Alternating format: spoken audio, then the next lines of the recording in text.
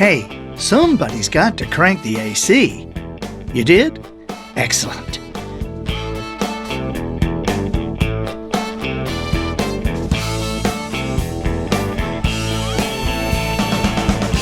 Good morning, afternoon, or evening. You are listening to the Professional Noticer. I wonder if it'd be louder with bigger wires.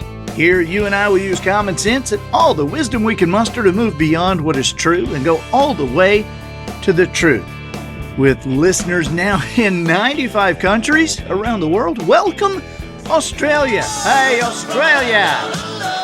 I am the Professional Noticer. Say you'll be mine. Say you'll be my beloved. Hello, everyone. I'm Andy Andrews. Hey, thank you for making me a part of your week. As the Professional Noticer, it is my job to professionally notice something for you, and nothing's off limits. So what's your question? Business, spiritual issues, popular culture? Hey, we even tackled the odd conundrum like, why is there a D in the word fridge, but not in refrigerator? My purpose here today and with every show we do is to play the part of a best friend or a coach. I want to help you live the life you would live if all your toughest questions were answered.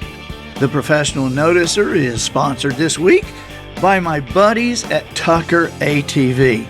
Shannon and Lisa are just the best. Tucker ATV is off the interstate now. This is in Jackson, Alabama, on the north side of Jackson, Alabama. And these guys have every make and model of Polaris ATVs and the big Polaris side-by-sides, the Ranger Crew. And there's a new big 1001. It's just unbelievable. You just got to see these things. But you have to experience the showroom. And they have these Hustler zero-turn mowers. They've got the Echo brand power tools. I mean, you just thought you've been in a big box store that had all the Echo power tools, but you haven't, okay? You've got to see what they have at Tucker ATV. And besides this, there are antique displays everywhere, this beautiful taxidermy.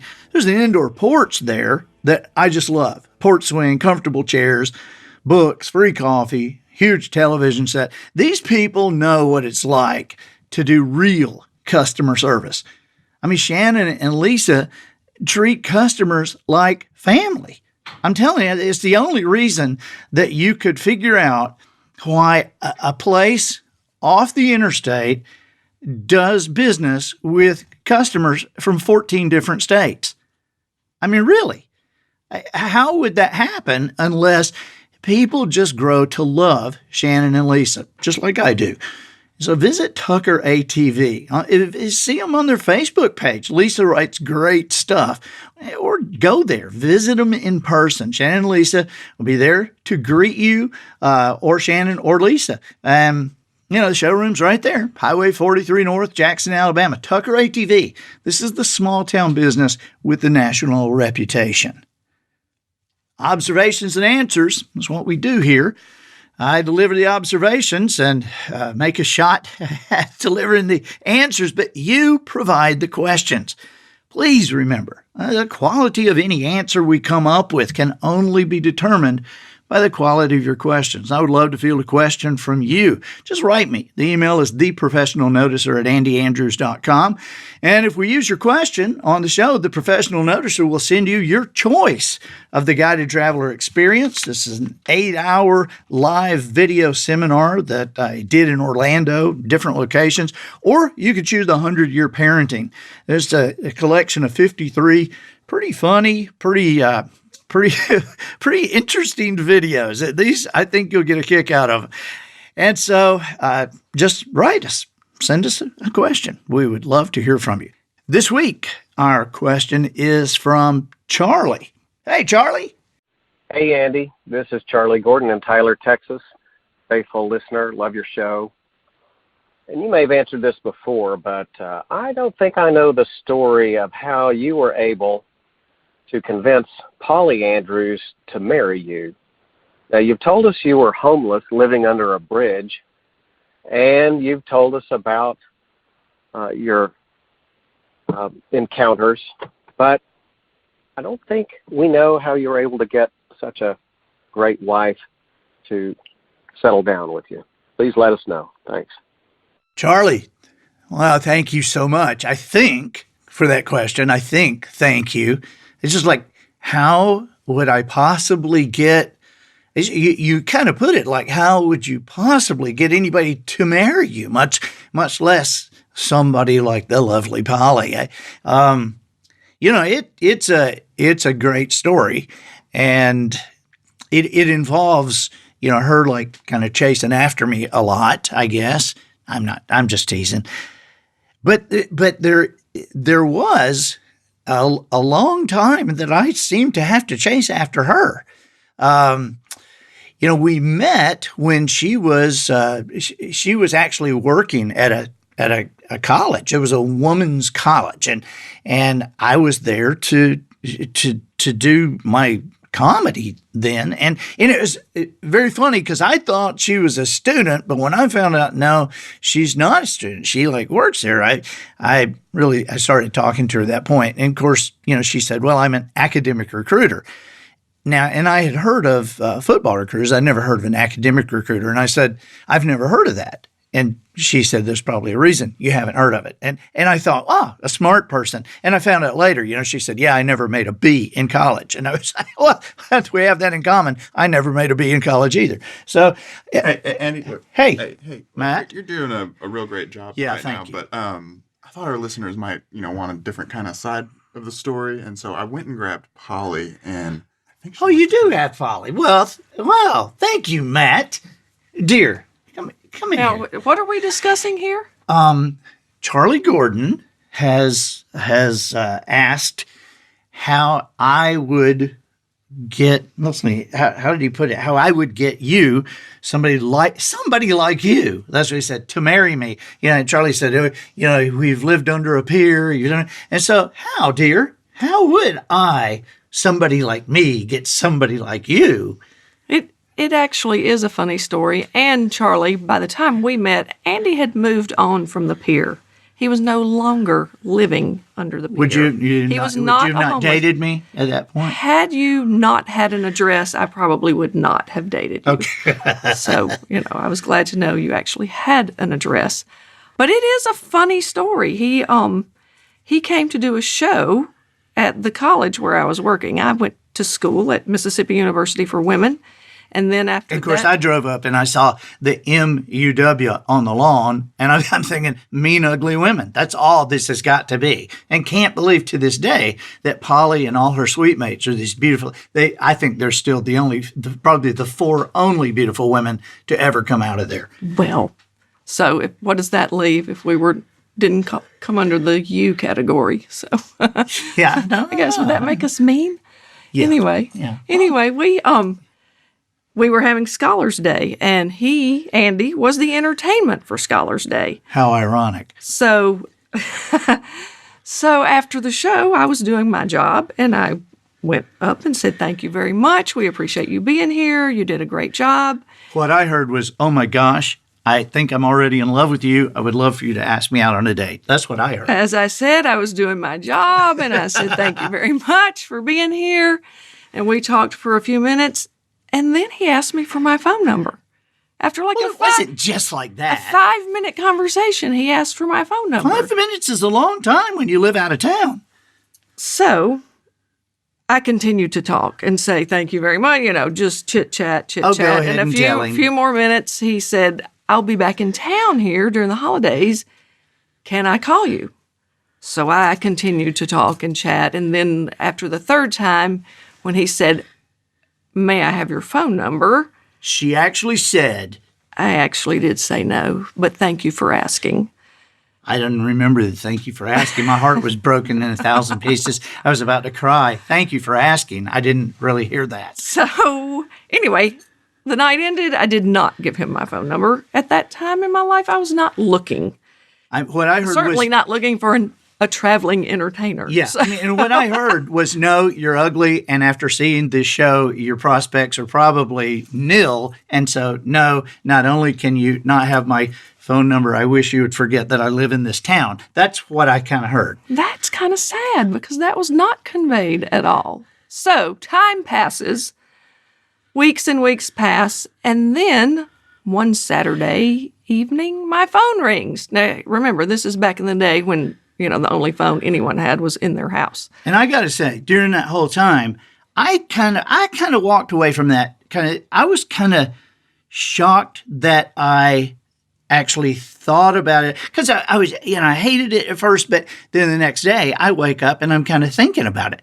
And so I'm thinking, is she kind of playing some game, something like she really wants me to find the number? But then as I started trying to find the number, when I found the number, I realized it was in her roommate's name, unlisted in her roommate. So I'm thinking, she really did not want to give me her number, but sorry, I got it now. He did actually get it. And I, of course, and this sounds way ruder than I meant it to sound. Oh, yeah. But when he called and he said, "Hi, this is Andy Andrews," my first question was, "How'd you get my phone number?" Yeah, can you believe? Listen. Hi, I'm Andy Andrews. Not, "Oh, good to hear from you." Not, "Wow, I remember you." Not, "Gosh, thank you for calling." It was truly just, "How'd you get my number?"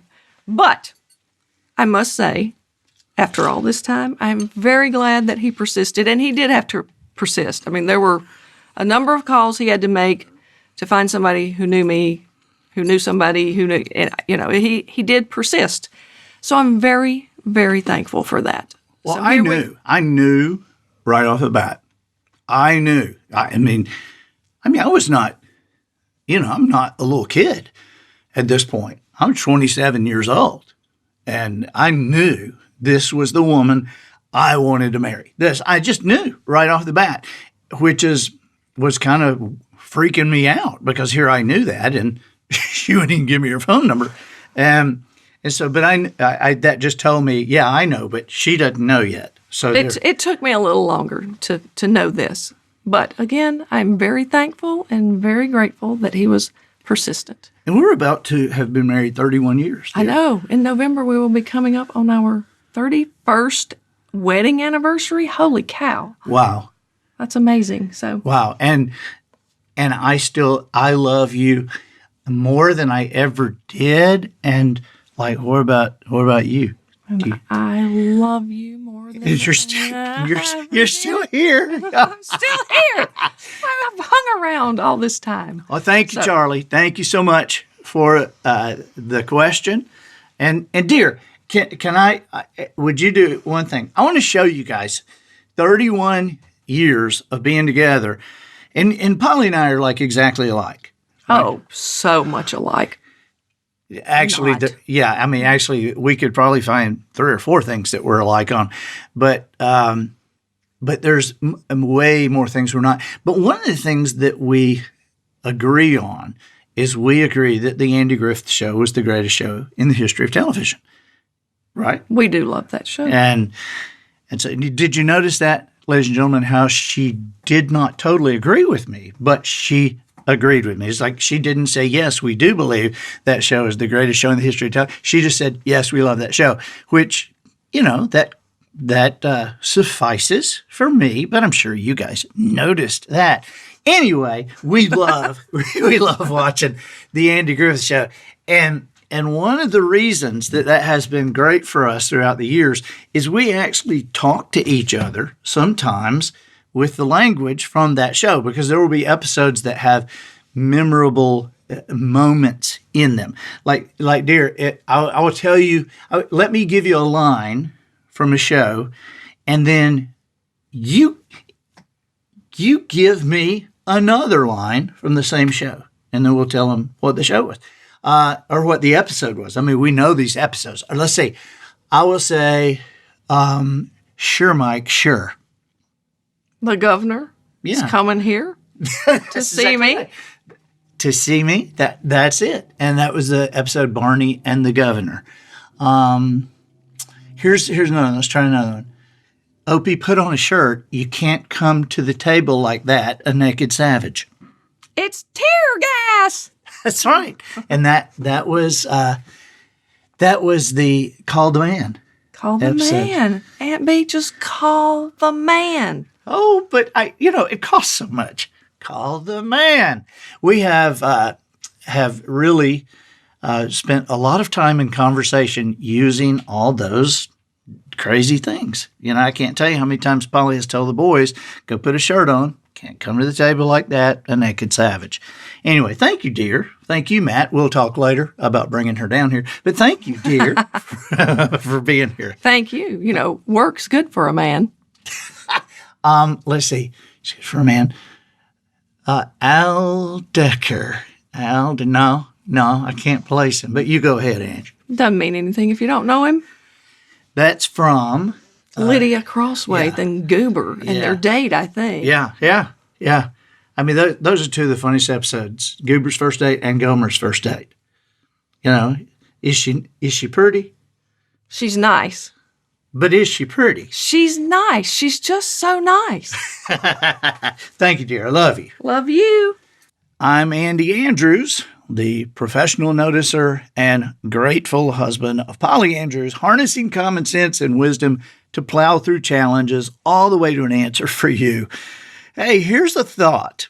I know your teenagers can Google how to sneak through the Canadian border into Alaska, but where do they seek wisdom? There's a difference, in knowledge and wisdom. Knowledge will allow those teenagers of yours a great grasp on geography. Wisdom will prevent them from actually attempting to sneak through the Canadian border into Alaska. Pure knowledge without the wisdom to apply that knowledge in the proper way is not only useless, sometimes it's downright dangerous.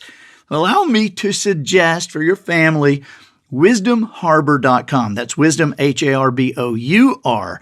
It's harbor with an O-U-R. This is not mine. This is ours. Go there now, and I'll be there to welcome you, get you a free 5-minute guided tour, then become a member. Join us here at Wisdom Harbor. It's only $17 a month. Do it for your business and for your schools, for your family. For goodness sakes, join for your teenagers. wisdomharbor.com. I was thinking, Matt, about bringing Polly in, and I love doing that. I love talking. I appreciate you doing that. And so no penalties for that today. Or there might be for me. When I get upstairs later, there might be some penalties for me. Polly says, you made Matt do that, didn't you? But anyway, I love watching her still and doing things with her. And she is very funny, very clever, great conversationalist. But, that one thing that we were talking about where we said that we're very, very different, we were kind of teasing about that because, man, that is a big deal. I mean, it seems like sometimes, I'll say, left and she'll say right, or I'll say green and she'll say red, or vice versa. It's just, and she would tell you the same thing.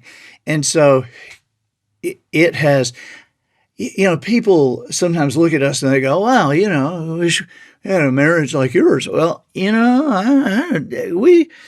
have a working marriage, okay? Because we have known from the beginning that it's just not easy to live with somebody. It's not easy to be committed to somebody, and especially when that somebody can irritate you, which we, all have the opportunity or the ability to irritate the people we're around most, and they have the biggest opportunity to irritate us. And, there's always, I know with everybody, there's always that kind of grass is greener thing and go, well, if we could be like them, or, well, if, I had somebody like him, well, if I was married to somebody like her, look, that grass is always greener thing. It doesn't really pan out most of the times.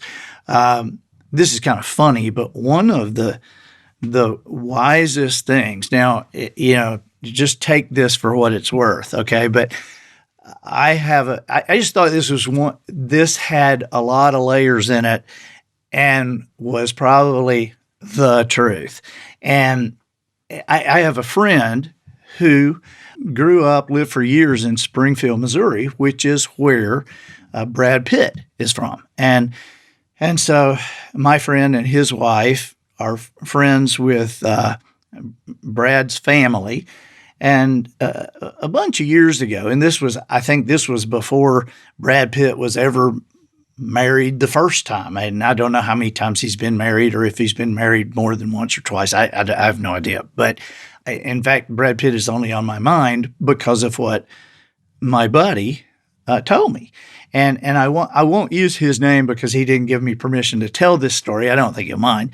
But there was a time a bunch of years ago, and Brad Pitt's family invited my friend and his wife to like a Christmas gathering. And so there were a bunch of people in the room, but they didn't know that Brad would be home. And so Brad was home. So the few people that were there was like, oh, this is great, And, my friend watched Brad grow up, right? And so at one point, my friend's over, standing over beside something, and Brad comes up and says, "Hey, Mister," and my friend goes, "Hey, Brad, how are you?" And as man, we're happy for your success, and so they talk a little bit, and then my friend, his wife has walked away, and it's just my friend and Brad, and he says to Brad, he says, "Look, hey, I just got to ask you something."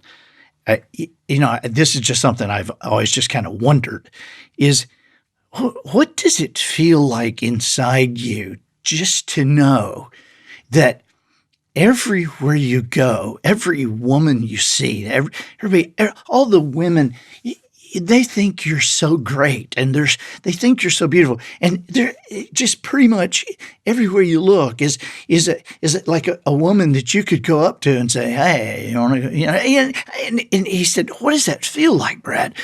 And Brad Pitt said to my friend, he said, "I had to come to the understanding within myself, and I did pretty quickly, that it doesn't matter how great looking some woman is.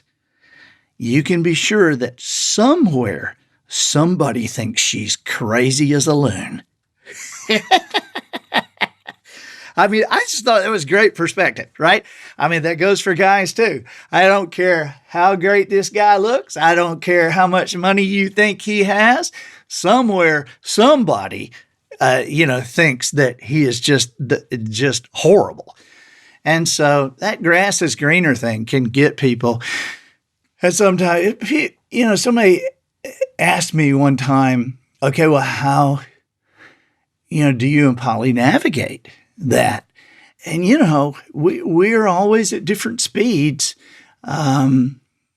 We talk a lot about personal growth here, or I guess, I don't know that we have that topic specifically, but, that's kind of what we do. We're trying to help people gain wisdom and gain perspective. And so in my own life and in our own marriage, we have to have that too. And so we read, we listen, and sometimes there will be times that, I'll read a book and Polly just won't really get into it, or she'll read a book and I just, for whatever reason, I'm not really wanting to read that right now or whatever. And we have to be patient with each other. I'm not saying we always are. I'm just saying I know we need to. We both know we need to, because we're not growing at the same time. We're not doing the same things every day, all day long. But that patience that can come from a close relationship, though it is often harder to ignite within yourself, right? I mean, it's easy to be patient with somebody that you don't see all the time. I mean, it's easy to be patient with the guy who works down at the automobile place, but it's easy to be patient with him, but be patient with your husband. Let's see you do that. So that's often harder for us. And a great analogy to me, a friend of mine, Bob McEwen, and he and his wife Liz talk about this relationship and how, because you're so close together, you are not only the ones who have to be patient, you have to remember you're the only one who can really hurt somebody very badly, right? I mean, it's easy to be patient with the guy down at the car dealership, but if the car dealership guy says something to you, who really cares? You don't really know him. It doesn't, you see him very often. Now, it doesn't really matter. But man, we can really hurt each other. And so that's one of the things to be so careful about. And Bob gives this great example from the guy's point of view, but I'm sure there are obvious analogies we could make from the opposite point of view. But I'm a guy, Bob's a guy, so sorry telling you the guy's part. The M1 tank is this unbelievable piece of machinery. This thing can run at high speeds, accurately firing guns that can hit something a mile away while it's running at 60 miles an hour, just crazy stuff. And it's armored in such a way just to take unbelievable strikes against it. It can be, it is one of the most perfect pieces of armor that anybody has produced. And so truly, I mean, you just can't tear it up. And so, but they put this M1 tank on display sometimes at air shows and different things like that. And one of the things, if you see an M1 tank on display, that you'll notice is that there will be a guard beside it. Now, the guard or guards are there to keep somebody from climbing inside. Because from the outside, you cannot hurt this thing. But if somebody gets inside, they could destroy the whole thing with a hammer. And so these are the same kind of understandings that we need to have with each other. Outside, we're pretty tough. Outside, it seems like things always go great. Outside, you and I can we can fool the world. Outside, we can take on anybody. But a lot of times when we get home, it's that person who we have given permission to be inside in our hearts. That's the person that can destroy us with a cutting remark, or that's the person that we can truly hurt with something we do or say. And so just something to remember. I think of that particular story a lot. I've seen it in action, and I've violated that principle. And so it's something we need to remember when you and I are dealing with our family, dealing with these people who are so close to us, that those are the people that we should be the most patient and most understanding of. So, okay. Hey, I'm the professional noticer. And ladies and gentlemen, if you appreciate this podcast, I would sure appreciate you going to iTunes, giving us a nice review. And of course, you can only review a particular podcast on iTunes once. Therefore, if you haven't already, please make time to do it today. All right, thanks a bunch. I think that'll do it for this week. Get us out of here, Matthew.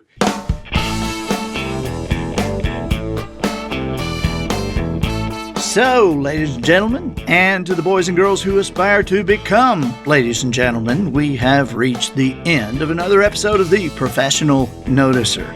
In a world where common sense has become a superpower, I'm harnessing that tiny bit of mental energy I have for you, seeking wisdom, making observations, and endeavoring to answer tough questions in a way that will empower your family and your business. I'm Andy Andrews. Until next week, smile while you talk. Shake hands with the kids you meet, and make sure you have an answer to the question, is it crazy how saying sentences backwards creates backwards sentences saying how crazy it is?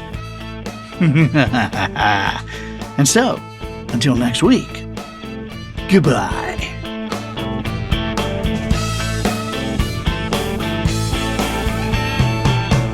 This episode of The Professional Noticer was produced by Matt Limpert. The Noticer theme written and performed by Sugarcane Jane. Pumpkin Spice provided by Twinkle and Smoke of Beverly Hills. Additional financial consideration provided by awarenessawareness.com. At Awareness Awareness, we're raising the world's awareness for awareness. Most people just walk through life totally unaware of their awareness. It's something that happens to us all. You see new places of business that just opened up near your home, the billboard by your local coffee shop that has just changed. You saw the giant pink gorilla in the parking lot of the local car dealership, but have you considered all the things you didn't see? As you raise awareness or awareness, there's now more awareness to be aware of. Soon, you'll spot the free Catfish on Sunday sign that's gone unnoticed for months. You'll see the tent in the mall parking lot with the fantastic glitter portraits of Elvis for sale. You'll also notice someone who really needs your help, and you'll feel good about helping. So head on over to awarenessawareness.com and see what you've been missing.